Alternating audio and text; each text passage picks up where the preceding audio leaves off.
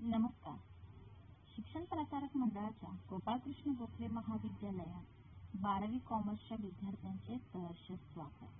विषय आहे कॉर्पोरेशन सहकार. मी समीना मेहबूब मोकेखान. आज आपण जे आपल्याला नवीन सिलेबस प्रमाणे जे प्रश्न आहेत, कारण एक एक मार्क आपल्याला खूप महत्वाचा आहे, त्यामुळे आज तुम्हाला मी जे प्रश्न आहेत ते तुमचे 1 मार्क आणि ओव्हरऑल तुमचे मार्क्स वाढायला खूप मदतशीर आहेत. तर बघा, यामध्ये अचूक पर्याय निवडा, प्रत्येकी 1 गुण. हा टोटली प्रश्न आहे तुम्हाला 5 मार्काला. या ठिकाणी बघा, तुम्हाला कंसात हे उत्तर आहे तिथं रोख पुस्तक, नमुना न, ताळेबंदी पत्रक, नमुना ओ आणि नमुना आय. त्याच्या खाली बघा, तुम्हाला इथं अ गट आणि ब गट दिलेला असणार आहे.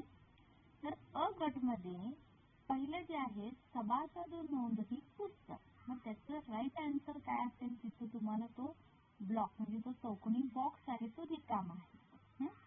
तर त्याच्यात पुढचं उत्तर तुम्ही ते ब गटात लिहायचं. परत इकडं अ गटात जर बघितला तर अ गटामध्ये तुम्हाला रिकामा बॉक्स आहे, तर त्याचं उत्तर समोर ब गटामध्ये लिहिलेलं आहे की दोष दुरुस्ती अहवाल. मग ह्याचं नेमके उत्तर तुम्हाला तिथं हे जे 4 ह्याच्यामध्ये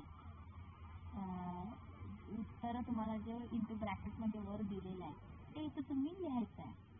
तिसरा, रोखीच्या व्यवहाराची नोंद, त्याच्या पुढचा ब्लॉक रिकामा आहे. चौथा, पहिला ब्लॉक रिकामा आहे आणि ब गटामध्ये त्याचं उत्तर आहे नफा तोटा खाते, त्याला काय म्हणतात. आणि 5वं, संस्थेची सांस्थितिक स्थिती, त्याच्या पुढचा ब्लॉक रिकामा आहे. त्याची उत्तरं बघा खाली, म्हणजे कशा पद्धतीने लिहिले आहे. तुम्ही पेपरमध्ये सुद्धा लिहिताना ते बॉक्स असे करून तुम्ही त्याचा right answer J into bracket मध्ये वरती दिलेला आहे ते लिहायला पाहिजे. हे तुमचे आउट ऑफ 5 मार्क्स आहेत. तर सभासद नोंदणी पुस्तकाला कुठं, तर नमुना आय मध्ये. ओके, म्हणजे सभासदांची जी नोंदणी केली जाते त्या पुस्तकात कोणता आहे, तर नमुना आय. दोष दुरुस्ती अहवाल कोणत्या ह्याच्यामध्ये, नमुना ओ. रोखीच्या व्यवहाराची नोंद रोख पुस्तक. आणि नफा तोटा खाते नमुना न. आणि संस्थेची संपत्ती स्थिती ताळेबंद पत्रक. अशा पद्धतीने तुम्ही हे एका पेजवर अगदी व्यवस्थित एक एक ओळ सोडून दोन्ही अ गट ब गट जे बॉक्स आहे त्याच्यामध्ये राईट आन्सर लिहून तुमचे हे आउट ऑफ 5 मार्क्स मिळतात. त्याच्या पुढचं बघा, गटात न बसणारा शब्द ओळखा. हा जो प्रश्न आहे तो हा 1 मार्काला आहे. ते तुम्हाला 4 सुद्धा देतील किंवा 3 सुद्धा देतील. कशाही पद्धतीने तुम्हाला, कारण हे नवीन बदललेलं सिलेबस आणि प्रश्नपत्रिकेप्रमाणे हे प्रश्न आहेत म्हणून त्याचं मी एक्सप्लेनेशन द्यायला लागले ते तुम्हाला पहिल्यांदा. तर ह्याच्यामध्ये बघा, गटात न बसणारा शब्द ओळखा. इथं तुम्हाला 4 ऑप्शन दिलेलेच आहेत की भाग भांडवल, ब प्रवेश शुल्क, क देणगी आणि ड राखीव निधी. मग ह्यातला न बसणारा शब्द कोणता आहे, देणगी. का, तर भांडवल उभारणीचे अंतर्गत ते साधन नाही, डोनेशन.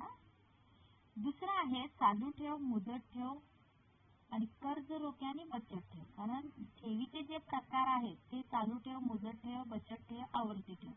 कर्ज रोखे हे त्या ठेवींचा प्रकार नाही. इथे एक्सप्लेनेशन तुम्हाला दिलंय, तर तुम्ही पुस्तकामध्ये एक्झाम मध्ये नाही लिहिलं तरी फक्त त्याचं राईट आन्सर खाली लिहा. जसं की इथं ते कर्ज रोखे हे त्यामध्ये बसत नाही. तिसरं आहे अल्प मुदतीचे कर्ज, किंमत चढउतार निधी, दीर्घ मुदतीचे कर्ज आणि मध्यम मुदतीचे कर्ज. हे अल्प मुदतीचे, मध्यम आणि दीर्घ हे कर्जाचे प्रकार आहेत. तर किंमत चढउतार निधी आहे त्याचा प्रकार नाही आहे, त्यामुळे हा शब्द गटात बसत नाही. चौथा आहे लाभांश सामान्यीकरण अधिकर्ष सवलत विशेष बुडीत कर्ज निधी आणि विकास निधी. विकास निधी हा राखीव निधी नाही. ओके, अशा पद्धतीने हे तुम्हाला 4 मार्कालाही येऊ शकतो किंवा 3 मार्काला. आणखीन एक मी तुम्हाला या ठिकाणी जो पुढचा प्रश्न आहे की पुढील वाक्यातील अधोरेखित शब्द दुरुस्त करून वाक्य पुन्हा लिहा.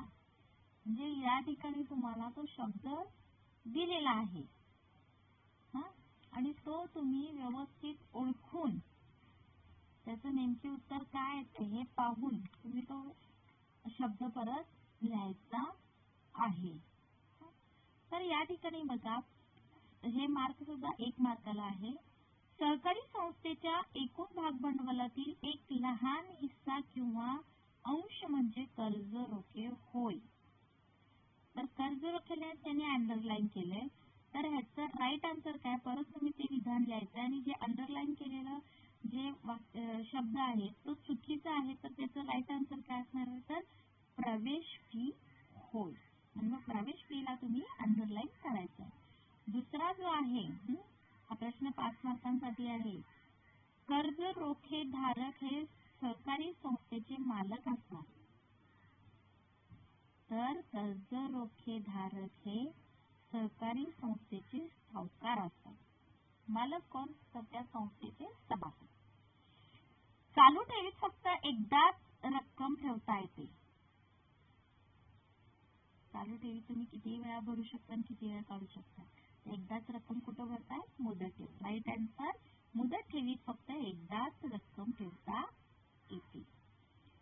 चौथं जे आहे, सहकारी संस्थेचे प्रवर्तक पहिली सर्वसाधारण सभा बोलवतात. तर त्यांनी काय सांगितलंय, उत्तर हे प्रवर्तक आहे, पहिली सभा. तर त्यांनी क्वेश्चन मध्ये काय सांगितलंय की सहकारी संस्थेची पहिली सर्वसाधारण कोण बोलवते, त्यांनी निबंधक म्हणले. म्हणजे निबंधकला त्यांनी अंडरलाईन केले. तर निबंधक नव्हे तर प्रवर्तक. पहिली सर्वसाधारण सभा ही प्रवर्तक बोलवतो, म्हणून प्रवर्तकला अंडरलाईन. 5वं आहे, सभेपुढील विषयांची किंवा कामकाजाची क्रमवार यादी म्हणजे इतिवृत्त होय. तर ते इतिवृत्त नव्हे तर कार्यक्रम पत्रिका होय. कार्यक्रम पत्रिकाला अंडरलाईन. अशा पद्धतीने जे तुम्हाला नवीन प्रश्न आहेत त्याला मला 1 मार्क खूप महत्वाचा आहे, म्हणून हे तुम्हाला मी एक्सप्लेनेशन देत आहे कशा पद्धतीने लिहायला पाहिजे. आणि तुम्ही प्लीज सगळ्यांनी प्रत्येक 1 पेजवर अगदी सुटसुटीत व्यवस्थित त्या शब्दांना अंडरलाईन, जो शब्द जिथे तुम्ही व्यवस्थित लिहिलाय त्याला पेन्सिलनं अट्रॅक्टिव्ह दिसावं या पद्धतीने तुम्ही तो पेपर लिहावा, की जेणेकरून चेक करणाऱ्यांना कोणत्याही पद्धतीने त्रास होऊ नये. तुमचं अक्षर, तुम्ही लिहिण्याची स्टाईल अगदी परफेक्ट असावी. पुढचं जे आहे कारणे द्या. कारणे द्या हा प्रत्येकी 4 मार्कासाठी आहे. तुम्हाला हे मी म्हटल्याप्रमाणे 1 प्रश्न आणि 1 प्रश्नाचे आम्हाला मार्क खूप महत्वाचे आहेत, म्हणून मी तुम्हाला इथं एक्सप्लेनेशन देत आहे.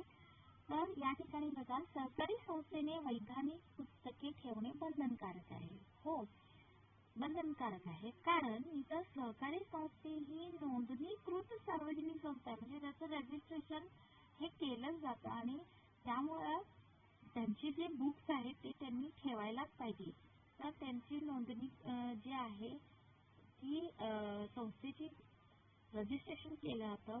आणि हे जे पुस्तके ठेवणे हे संस्थेच्या नोंदणीचे एक प्रमुख अट आहे. म्हणजे ते तुम्ही काय करताय काय हे त्या तुमच्या त्या बुक वरून कळतं.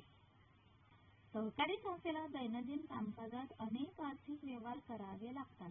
याची नोंद या हिशेब पुस्तकात म्हणजे त्या अकाउंट बुक मध्ये त्यांना ठेवायला लागते. आणि वर्षाखेर जे ऑडिटिंग होतं त्यात त्यांना त्या संस्थेच्या कामकाजाचं पारदर्शकता तिथं आढळून येते आणि ते ऑडिटिंग करताना त्यांना कोणतेही अडथळे येत नाही, कारण ज्या त्या वेळेस नोंदी ठेवल्या गेल्यामुळे. आणि चौथं जे आहे, सहकारी संस्थेचा कारभार हा लोकशाही पद्धतीने चालत असल्याने तिथं तुमची ती वैधानिक पुस्तके ठेवणे हे आवश्यक असते.